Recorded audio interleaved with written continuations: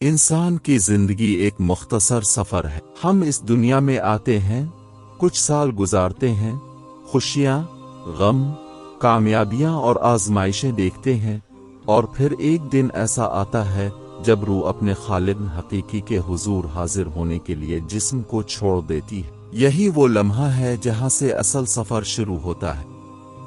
दुनिया की जिंदगी एक इम्तिहान थी, लेकिन मौत के बाद की जिंदगी असल और दायमी है। कब्र की पहली 24 घंटे वो मरहला है जिसके बारे में हर इंसान को सोचना चाहिए, क्योंकि ये वो वक्त है जब इंसान अपनी दुनियावी जिंदगी के नताइज देखना शुरू करता है। मौत का लम्हा, जब किसी इंसान की मौत करीब आती है तो उसकी आंखें दुनिया से हटकर आखिरत की तरफ लग जाती हैं। हदीस मुबारका में आता है कि मोमिन के पास रहमत के फरिश्ते आते हैं और काफिर के पास अजाब के फरिश्ते। मोमिन के लिए मौत का लम्हा राहत और सुकून का होता है। फरिश्ते कहते हैं, ए पाकीज़ा रूह, अपने रब की मग़फ़िरत और रज़ामंदी की तरफ निकल, जबकि नाफरमान शख्स के लिए ये लम्हा सख्त और तकलीफ दे होता है। इसकी रूह जिस्म से इस तरह खींची जाती है जैसे कांटेदार झाड़ी से गीली रुई को निकाला जाए। रूह का निकलना और आसमान की तरफ सफर। जब मोमिन की रूह निकलती है तो फरिश्ते इसे खुशबू में लपेटकर आसमान की तरफ ले जाते हैं। हर आसमान पर मौजूद फरिश्ते कहते हैं, ये पाक रूह किसकी है? जवाब मिलता है, ये फुला बिन फुला की रूह है। फिर उसे आला मकाम पर लिखकर दोबारा जमीन की तरफ लूटा दिया जाता है। गुस्ल और कफन, जब मैयत को गुस्ल दिया जाता है तो उसकी रूह इसके करीब रहती है। वो देख रही होती है कि इसके रिश्तेदार और दोस्त उसके साथ क्या सलूक कर रहे हैं। अगर लोग नेक हों तो वो इसके लिए दुआ करते हैं। कफन पहनाने के बाद उसे जनाजे के लिए ले जाया जाता है। जनाजा उठाने वालों के कदमों की आहट मैयत सुनती है। हदीस में आता है कि जब जनाजा ले जाया जाता है तो नेक मैयत कहती है, मुझे जल्दी ले चलो, मुझे जल्दी ले चलो। कब्र में उतारना, जब मैयत को कब्र में उतारा जाता है तो वो एक नई दुनिया में दाखिल होती है। कब्र की मिट्टी इसके ऊपर डाली जाती है। जब लोग वापस जाने लगते हैं तो मैयत उनके कदमों की आवाज सुनती है। यही वो लम्हा है जब पहली आजमाइश शुरू होती है।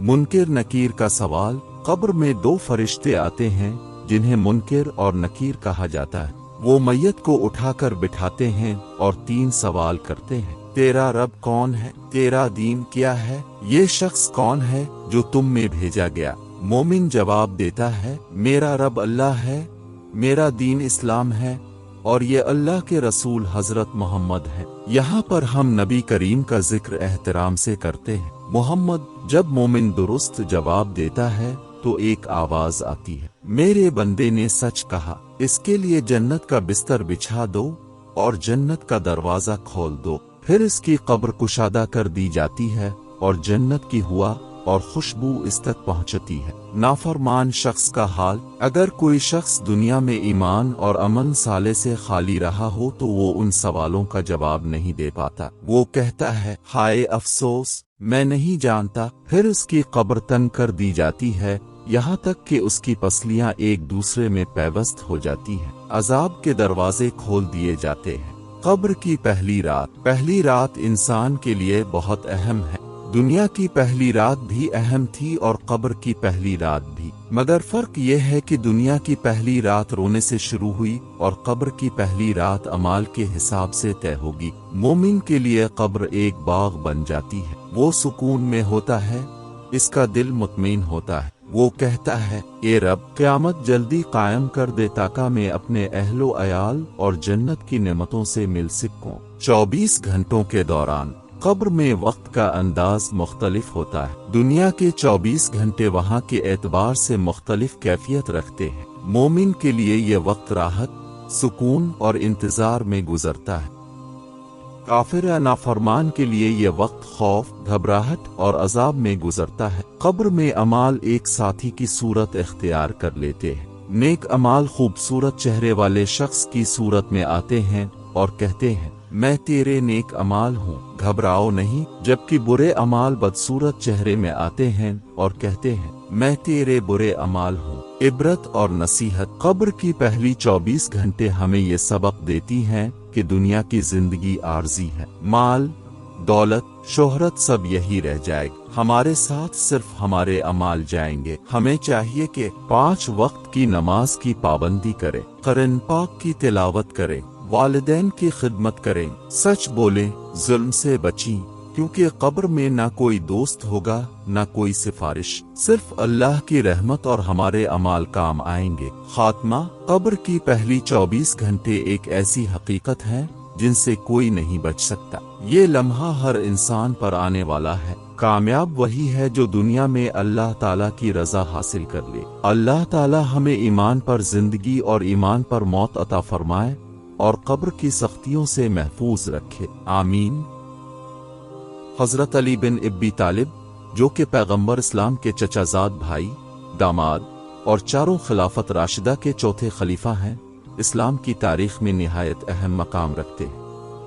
उनकी जिंदगी जिहाद, इल्म, अदल और तक़ू का बेहतरीन नमूना थी। उनकी शहादत ने उम्मत मुस्लिमा को एक नाकाबिल फरामोश सदमा दिया और उनकी कब्र को तारीख इस्लाम में रूहानी मरकज की हैसियत हासिल हुई।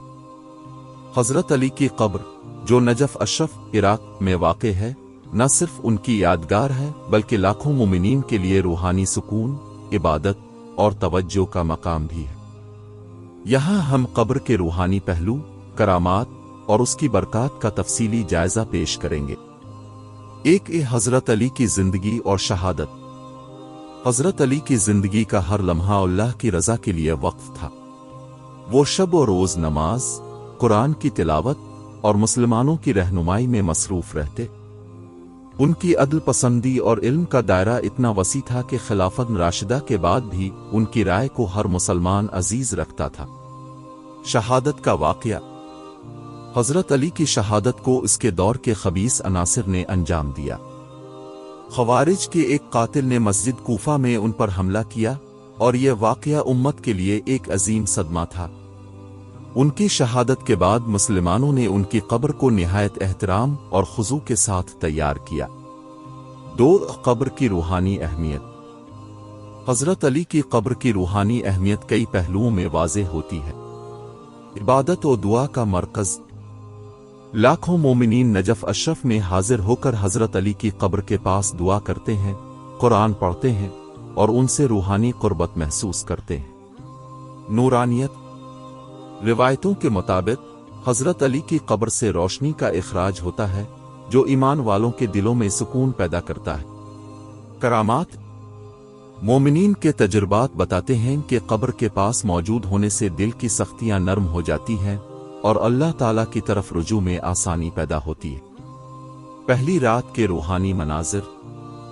हजरत अली की कब्र की पहली रात के हवाले से तारीखी और रूहानी रवायत में बयान किया गया है कि फरिश्तों की मौजूदगी, कब्र की हिफाजत और कब्र में रूहानी सवालात के लिए फरिश्ते मौजूद रहते हैं।